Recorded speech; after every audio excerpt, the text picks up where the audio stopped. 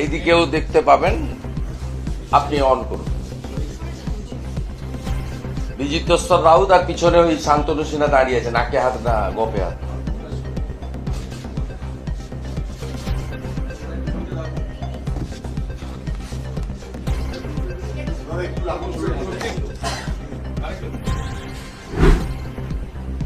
এই সংগঠনটা এই যে মমতা ব্যানার্জির বাড়িতে যিনি বাজার করেন, শান্তনু সিনহা বিশ্বাস, তিনি তৈরি করেছেন।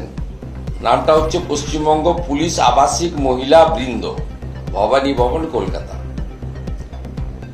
কলকাতা পুলিশ এবং West Bengal police welfare committee এটা অর্গানাইজ করেছে।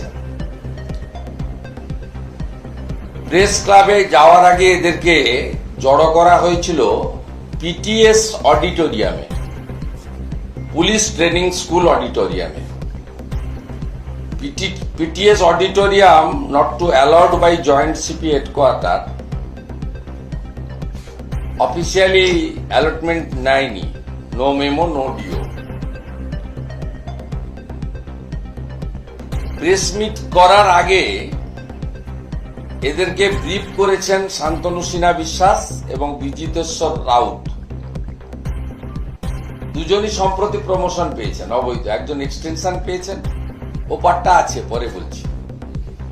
আর বিজিতেশ্বর রাউত তিনি এসআই থেকে ইন্সপেক্টরও প্রমোশন পেয়েছেন। এসব করছেন তো, চটি চাটছেন। আরেকটা লম্পট আছে, ওর নাম এখানে আমি দিচ্ছি না, শুনেছি একাধিক স্ত্রী ওর। এইসব লোক মিলে ওখানে অর্গানাইজ করেছেন। 3টে বাস আনা হয়েছে, সরকারি বাস, রুট নম্বর 230, সরকারি কিনা জানি না, রুট নাম্বার 230, যে বাসকে ওসি আলিপুর থেকে তুলে নিয়ে চলে এসছে রুট থেকে, দিয়ে ওসি আলিপুর ওই পিটিএস এ নিয়ে এসছে, ওখান থেকে ওদেরকে প্রেস ক্লাবে আনার জন্য। আবার ওখানে কার্যত ভন্ডুল প্রেস কনফারেন্স থেকে পালানোর পরে আবার পিটিএস এ ওই 230 রুটের 3টি বাস পৌঁছে দিয়েছে।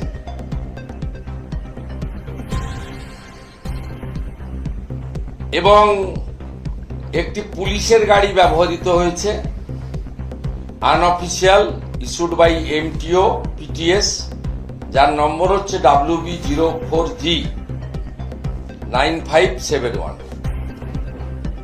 কলকাতা পুলিশের একটি গাড়ি WB04G9571। Police and police family are not entitled to press meet by, মানে যা ওদের হ্যান্ডবুক আছে PRB and PRC WBSR, এই অনুযায়ী এরা প্রেস কনফারেন্স করতে পারে না। ইতিমধ্যে আমার লয়ার নোটিশ দিয়েছে, 3 দিন অতিবাহিত হয়েছে। এই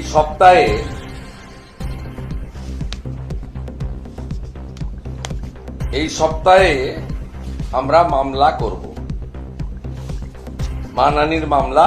এবং এই যে যাদের বউরা এসেছিলেন, আতাউর রহমান খানের স্ত্রী সালমা সুলতানা, আতাউর রহমান পোস্টিং আছে BGL MTS brigade headquarter. Priyanka Chatterjee Dey, wife of constable 2255 Sayantan Dey, posted at detective department, deputed to headquarter. আরেকজন হচ্ছে অমিতা বেজ, এরা লিড করেছেন, বেশি ফটফট করেছেন, আবার আপনারা পাংচারও করে দিয়েছেন। বেলুন থেকে গ্যাসও বেরিয়ে গেছে, ছুটে পালিয়েও গেছে।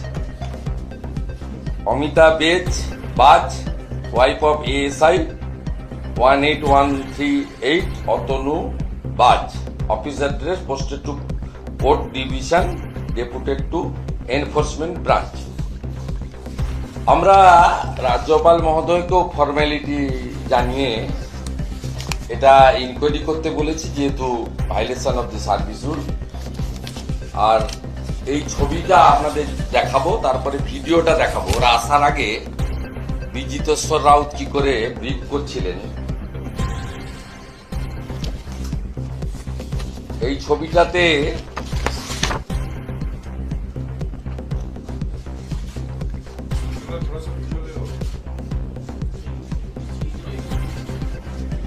এইদিকেও দেখতে পাবেন, আপনি অন করুন। বিজিতেশ্বর রাউত আর পিছনে ওই শান্তনু সিনহা দাঁড়িয়ে আছে, নাকে হাত না গপে হাত।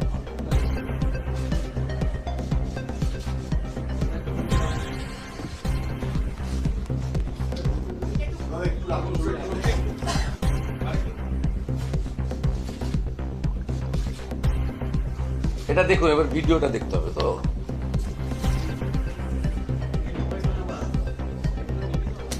সাউন্ড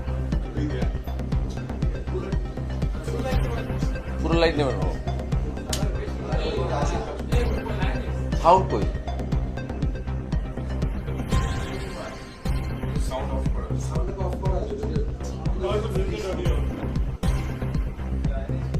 ওকে দাও, ওকে দাও, চালাচ্ছি।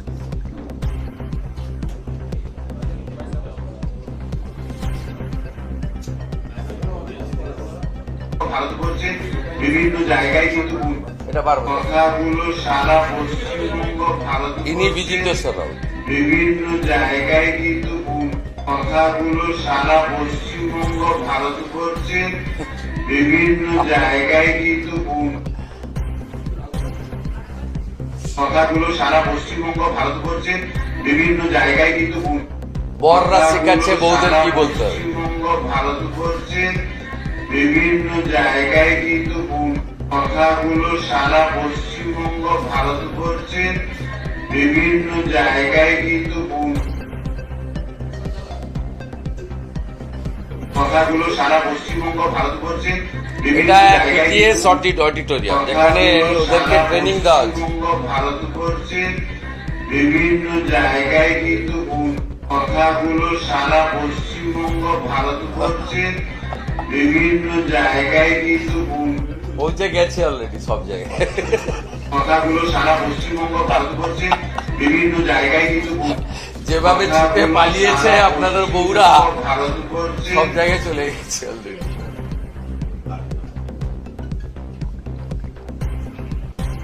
এই গাড়িটা ইউজ করা হয়েছে কলকাতা পুলিশের গাড়ি।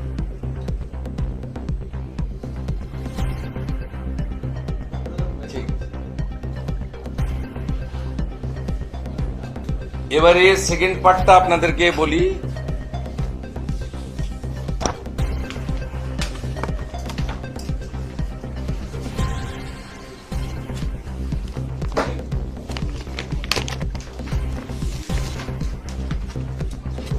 এই যে 21শে জুলাই ডিমভাত উৎসব হয়েছিল, তাতে পুলিশ ওয়েলফেয়ার বোর্ড, একটা সরকারি সংস্থা, কোনো পার্টির নয়, তাদের এই যে টি শার্ট,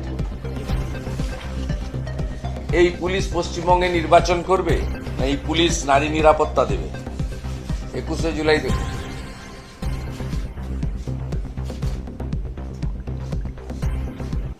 টি শার্টের লোগো দেখুন। এখানে দেখুন, এখানে দেখুন।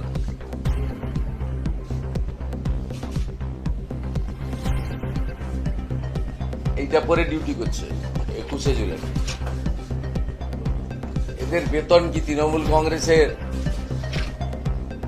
পার্টির ফান্ড থেকে দেওয়া হয়, না আপনার ট্যাক্সের টাকা থেকে দেওয়া হয়? কোনো রাজ্যে পাবেন না এইভাবে রাজনীতিকরণ। যেটা ইম্পর্টেন্ট আপনাদেরকে বলি, সেটা হচ্ছে এই যার কথা বহু চর্চিত, যাকে নির্বাচন কমিশন ভোট এলেই শুধু সরায় তা নয়, 21-এর নির্বাচনে কোচবিহারে পাঠিয়ে দিয়েছিল, যদি ওখান থেকে যা অপকর্ম করার করেছেন। এই শান্তনু সিনহা বিশ্বাস, একে একটা এক্সটেনশন রাজ্য সরকার দিয়েছেন। 2 বছরের এক্সটেনশন দিয়েছেন। এটা হচ্ছে এক্সটেনশনের অর্ডার, এবং এই অর্ডারটা ইস্যু হয়েছে যেদিন এই অপকর্মটা করেছে সেই দিনই হয়তো, বা তারপরের দিন 13/8/2025। ওনার রিটায়ারমেন্ট ছিল 30/8/2025, এবং একটু আগে বিজিতেশ্বরের কথা বলেছি, যিনি বলছেন গোটা ভারতবর্ষে, গোটা পশ্চিমবঙ্গে পুলিশের বউদেরকে এমন ভাবে করতে হবে যাতে ছড়িয়ে পড়ে। এটা পিটিএস অডিটোরিয়ামের মধ্যে ওদের লোকরাই ছবি তুলে আমাদের পাঠাচ্ছে, মানে ওখানে আমাদের ঢোকার কোনো স্কোপ নেই, আপনাদের ঢোকার স্কোপ নেই। 8টা নিউ পোস্ট ক্রিয়েট করা হয়েছে শুধু শান্তনু সিনহা বিশ্বাসকে ডিসি করবে বলে। আপনি ভাবতে পারেন এই 14 বছর, 14.5 বছর 4 মাস এই পুলিশ মন্ত্রী ব্রিটিশের আমল থেকে যে কলকাতা পুলিশ, যাকে লন্ডনের পুলিশের সঙ্গে তুলনা করা হতো, নগরপালের বিশেষ বিশেষ তার পদের মর্যাদা ছিল, এইরকম একটা টেন্টেড লোককে, যাকে 5 বার ইডি ডেকেছে শান্তনু সিনহা বিশ্বাস, এখনো ডাকছে।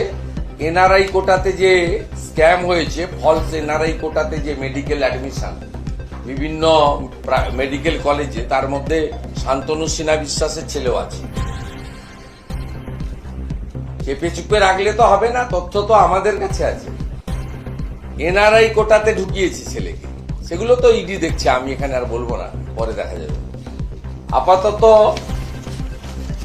বাড়িতে বাজার করেন বলে 30/8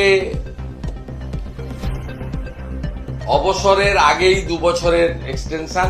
2 বছর থাকতে পারবে না, বিজেপি আসছে 6 মাস পরে। এর জন্য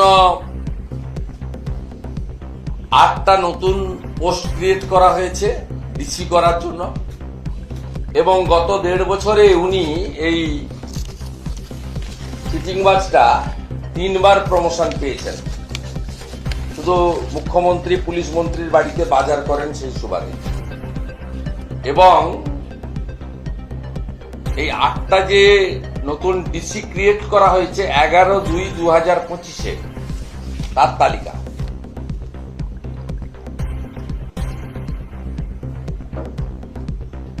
মুখে কোনো ভাষণ নেই, সব কাগজ কথা বলছে। এই যে 11/2/2025-এ 8টা ডিসি ক্রিয়েট করা হলো, 13/8/2025-এ ওনাকে 1.5 বছরে 3 বার প্রমোশন হলো, নতুন প্রমোশন হলো, করে ডিসি করা হলো 2 বছরের এক্সটেনশন দিয়ে।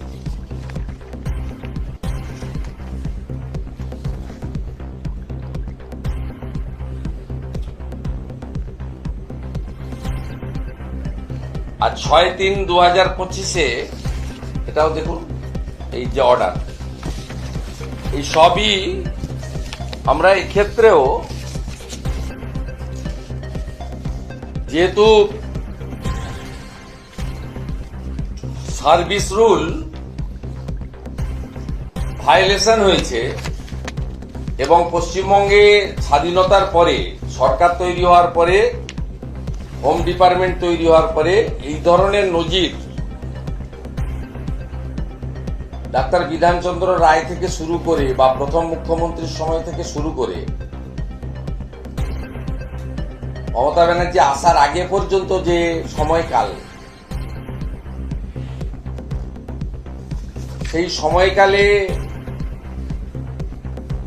প্রথম মুখ্যমন্ত্রী বলুন, পরবর্তীকালে বিধানচন্দ্র রায় বলুন, অজয় মুখার্জি বলুন, সিদ্ধার্থ শঙ্কর রায় বলুন, জ্যোতিবাবু বলুন, কোনো নজির নেই এই ধরনের অবৈধ বেআইনি সিদ্ধান্ত গ্রহণ করা।